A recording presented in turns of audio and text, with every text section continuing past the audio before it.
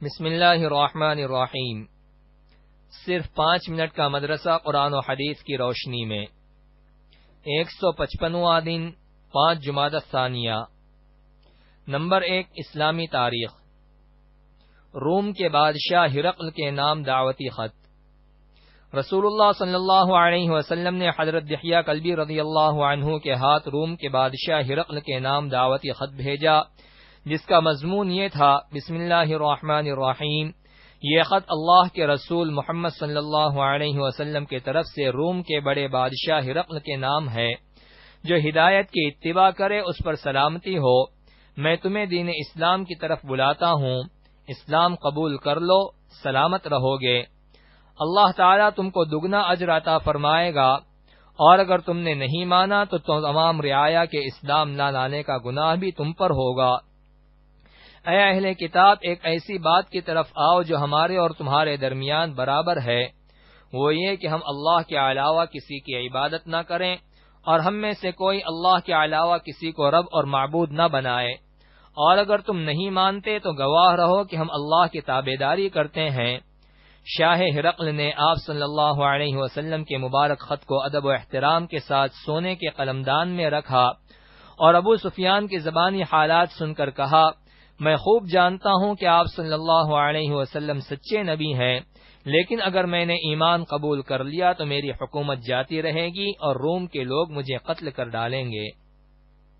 Number 2، اللہ کی قدرت۔ پہاڑوں میں پانی کا ذخیرہ۔ پہاڑوں میں بھی اللہ تعالیٰ کی عجیب و غریب قدرت کار فرما ہے۔ جب بارش ہوتی ہے تو پہاڑوں میں پانی کے ذخیرے جمع ہو جاتے ہیں، پھر تھوڑا تھوڑا کر کے چشموں نہروں کی شکل میں پانی بہتا ہے۔ اس طرح زمین کے دور دراز کے مقامات تک کو سیراب کرتا ہے۔ بعض پہاڑوں پر برف کی شکل میں پانی محفوظ ہو جاتا ہے، جو سورج کی گرمی سے بقدر ضرورت تھوڑا تھوڑا پگھل کر ندیوں، نالوں اور نہروں میں جا کر زمین وغیرہ کو سیراب کرتا ہے۔ اور کہیں کہیں پہاڑوں پر بڑے بڑے حوض بھی ہوتے ہیں جس میں پانی اسٹاک رہتا ہے۔ یہ اللہ کا کتنا بڑا نظام ہے۔ قرآن میں اللہ تعالیٰ فرماتا ہے: زمین میں ماننے والوں اور یقین کرنے والوں کے لیے بہت سی نشانیاں ہیں۔ نمبر 3، ایک فرض کے بارے میں، صلہ رحمی کرنا۔ قرآن میں اللہ تعالیٰ فرماتا ہے: جو لوگ اللہ کے عہد کو توڑتے ہیں، اس کو مضبوط کر لینے کے بعد، اور ان تعلقات کو توڑتے ہیں جن کو جوڑنے کا اللہ تعالیٰ نے حکم دیا ہے، اور زمین میں فساد مچاتے ہیں، یہی لوگ نقصان اٹھانے والے ہیں۔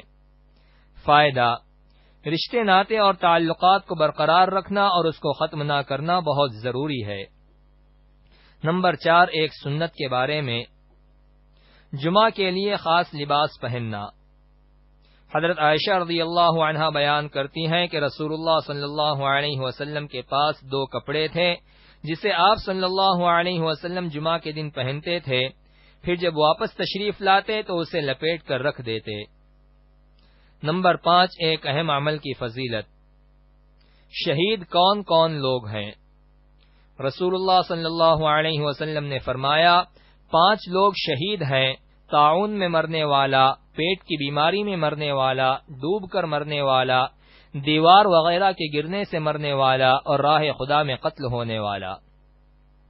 نمبر 6، ایک گناہ کے بارے میں، شرابی کی سزا۔ رسول اللہ صلی اللہ علیہ وسلم نے فرمایا: جس نے شراب نوشی کی، اللہ تعالیٰ 40 رات تک اس سے خوش نہیں ہوگا۔ اگر وہ اسی حال میں مر گیا تو کفر کی حالت میں مرے گا، اور اگر توبہ کر لی تو اللہ تعالیٰ اس کی توبہ قبول فرمائے گا، اور اگر پھر شراب پی تو اللہ تعالیٰ اس کو دوزخیوں کا پیپ پلائے گا۔ نمبر 7، دنیا کے بارے میں، دنیا سے بے رغبتی کا انعام۔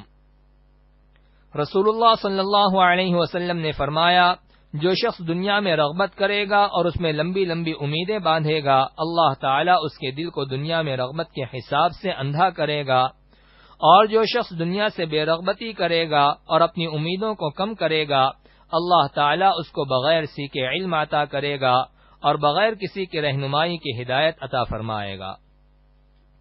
نمبر 8، آخرت کے بارے میں، ایمان والوں کا ٹھکانہ۔ قرآن میں اللہ تعالیٰ فرماتا ہے: ان ایمان والوں کے لیے ہمیشہ رہنے والے باغات ہیں جن میں وہ داخل ہوں گے، اور ان کے ماں باپ، ان کی بیویوں اور ان کی اولاد میں سے وہ جو جنت کے لائق ہوں گے وہ بھی جنت میں داخل ہوں گے، اور ہر دروازے سے فرشتے ان کے پاس یہ کہتے ہوئے داخل ہوں گے، تمہارے دین پر مضبوط جمے رہنے کی بدولت تم پر سلامتی ہو، تمہارے لیے آخرت کا گھر کتنا عمدہ ہے۔ نمبر 9، طب نبوی سے علاج۔ فاسد خون کا علاج۔ رسول اللہ صلی اللہ علیہ وسلم نے فرمایا، بہترین دوا حجامت یعنی پچنا لگانا ہے، کیونکہ وہ فاسد خون کو نکال دیتا ہے، نگاہ کو روشن اور کمر کو ہلکا کرتا ہے۔ نمبر 10، قرآن کی نصیحت۔ قرآن میں اللہ تعالی فرماتا ہے، مانگنے والے کو نرمی سے جواب دینا اور اس کو معاف کر دینا اس صدقے اور خیرات سے بہتر ہے جس کے بعد تکلیف پہنچائی جائے، اللہ تعالی بڑا بے نیاز اور غیرت مند ہے۔